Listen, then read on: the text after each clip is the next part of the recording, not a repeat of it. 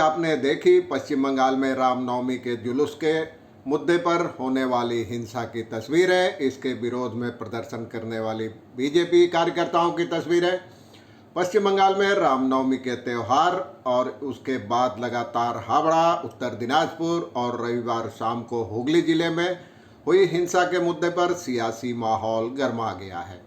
सत्तारूढ़ तृणमूल कांग्रेस और भाजपा के बीच आरोप प्रत्यारोप का दौर तेज हो गया है। सोमवार को भी यह जारी रहा। उधर कलकत्ता हाई कोर्ट ने भी आज इस हिंसा पर चिंता जताते हुए राज्य सरकार से बुधवार तक रिपोर्ट मांगी है और पुलिस की भूमिका पर भी सवाल उठाया है। तो आज चर्चा करूंगा इसी मुद्दे की। आखिर तक देखिए। जैसे तो चैनल को सब्सक्राइब करें, मित्रों और परिजनों के साथ शेयर करें और घंटी का निशान भी दबाएं।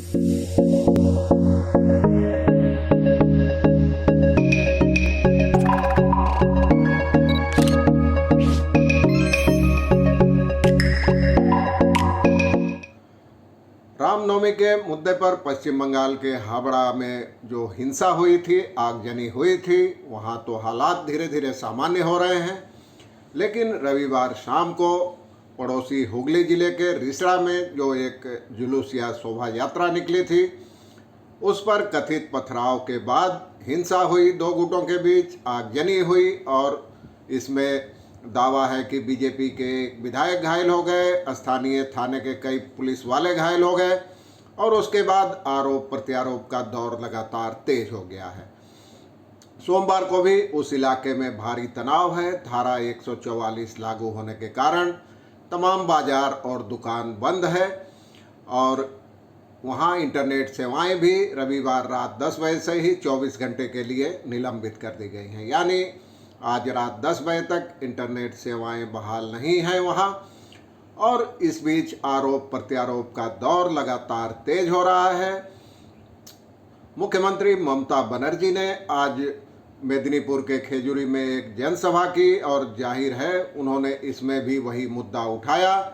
उनका सवाल था कि आखिर रामनवमी बीत जाने के बावजूद बीजेपी के लोग रामनवमी के नाम पर जुलूस क्यों निकाल रहे हैं, और वो भी बिना पुलिस या प्रशासन की अनुमति के।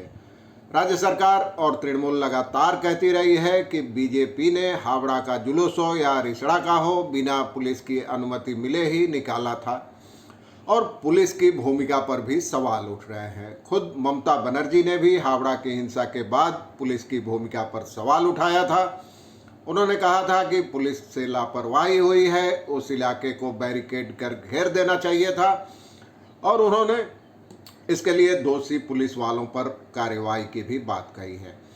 दूसरी ओर राज्यपाल सीवी आनंद बोस भी इस मामले में सक्रिय हो गए हैं। हावड़ा की हिंसा के बाद केंद्रीय गृह मंत्री अमित शाह ने उनको फ़ोन किया। उसके बाद आनन फानन में उन्होंने राजभवन में एक स्पेशल सेल का गठन किया जो हावड़ा की हालात पर निगाह रखेगी।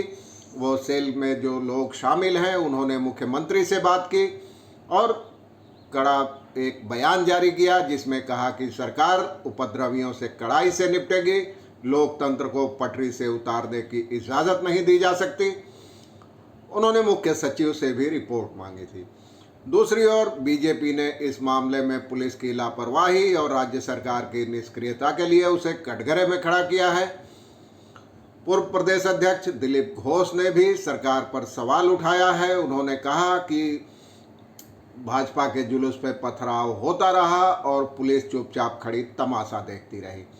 हावड़ा की हिंसा के बाद प्रदेश अध्यक्ष डॉक्टर सुकांत मजूमदार ने केंद्रीय गृह मंत्री अमित शाह को पत्र लिखा और राज्य की कानून व्यवस्था पर सवाल उठाते हुए केंद्रीय हस्तक्षेप की मांग की। विधानसभा में विपक्ष के नेता शुभेंदु अधिकारी ने भी इस पर चिंता जताते हुए प्रभावित इलाकों में केंद्रीय अर्धसैनिक बलों की तैनाती की मांग की है। उधर रिसड़ा में जो कल हुआ शाम को रविवार को, उसमें जो घायल हो गए, जैसा कि बीजेपी का दावा है, स्थानीय विधायक विमान घोष वो उत्तरपाड़ा स्टेट जनरल अस्पताल में भर्ती हैं। उन्होंने अस्पताल से ही केंद्रीय गृह मंत्री और बंगाल के राज्यपाल आनंद बोस को पत्र भेजकर चिंता जताई है, स्थिति को खतरनाक बताया है और केंद्रीय बलों की तैनाती की मांग की है। हावड़ा की हिंसा के बाद शुभेंदु अधिकारी ने कलकत्ता हाईकोर्ट में एक याचिका दायर कर कहा था कि वहां ये किया जाए, केंद्रीय बलों की तैनाती की जाए और इस हिंसा की जांच एनआईए से कराई जाए। तो उसके बाद उस याचिका पर आज सुनवाई हुई है और हाईकोर्ट में प्रधान न्यायाधीश की अध्यक्षता वाली खंडपीठ ने राज्य सरकार से बुधवार तक इस मामले पर रिपोर्ट मांगी है और इलाके के सीसीटीवी फुटेज जमा करने का निर्देश दिया है। अदालत ने पुलिस की भूमिका पर सवाल उठाते हुए कहा है कि पुलिस और प्रशासन इस बात का ध्यान रखे कि ऐसी घटना की पुनरावृत्ति नहीं हो और आम लोगों को कोई नुकसान नहीं हो। भाजपा ने सोमवार को पूरे राज्य में इस हिंसा और पथराव के विरोध में प्रदर्शन किया और इसमें कई लोग घायल हो गए थे, जैसा कि मैंने आपको पहले ही बताया है। और पूर्व प्रदेश अध्यक्ष जो रिसड़ा के जुलूस में शामिल थे, उन्होंने कहा है कि राज्य में हिंदू डरे हुए हैं, उन पर दोबारा हमले हो सकते हैं।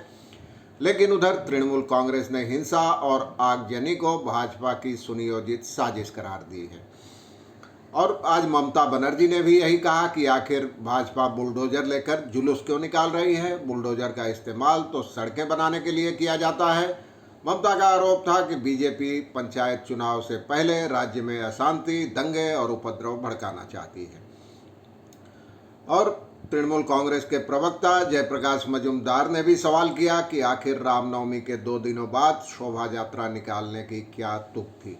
उनका आरोप था कि दरअसल भाजपा अपने सियासी हितों के लिए दंगे भड़काकर राज्य में अस्थिरता पैदा करने की कोशिश कर रही है। ममता ने हावड़ा की हिंसा के बाद कहा था कि बिना पुलिस प्रशासन की अनुमति के बीजेपी के लोगों ने रास्ता बदल दिया जुलूस का, रामनवमी के जुलूस का। हालांकि बीजेपी का दावा है कि उसने तमाम जरूरी अनुमति ले ली थी। इस मामले में राज्यपाल की सक्रियता की भी चर्चा हो रही है। वे अचानक काफ़ी सक्रिय हो गए हैं, रोजाना बयान जारी कर रहे हैं और राजनीतिक विश्लेषकों का कहना है कि मुर्शिदाबाद के सागर दिघी सीट पर उपचुनाव के नतीजों से साफ है कि अल्पसंख्यक वोटर अब एक बार फिर सीपीएम और कांग्रेस के पाले में लौट रहे हैं। ऐसे में हिंदू वोटरों को एकजुट करने के लिए ही शायद बीजेपी, संघ और उसके सहयोगी संगठनों ने इस साल बड़े पैमाने पर रामनवमी और राम महोत्सव मनाने का फैसला किया था। आपको मैंने अपनी पिछली रिपोर्ट में बताया था कि संघ की ओर से इस साल 30 मार्च से लेकर 6 अप्रैल तक रामनवमी का राम महोत्सव आयोजित किया जा रहा है। जगह जगह राम महोत्सव का आयोजन किया जा रहा है। तो आरोप प्रत्यारोप का दौर लगातार तेज हो रहा है, सियासत उबल रही है, पूरे राज्य में सियासत उबलने लगी है और अब पंचायत चुनाव होने हैं तो इसमें और उबाल आने और तेजी आने का अंदेशा है। आगे और कुछ अपडेट होता है तो मैं लगातार इस बारे में आपको बताता रहूँगा। एक बार फिर आपसे अनुरोध कि अगर जचे तो चैनल को सब्सक्राइब करें, मित्रों परिजनों के साथ शेयर करें और घंटी का बटन भी दबा दें। धन्यवाद, नमस्कार।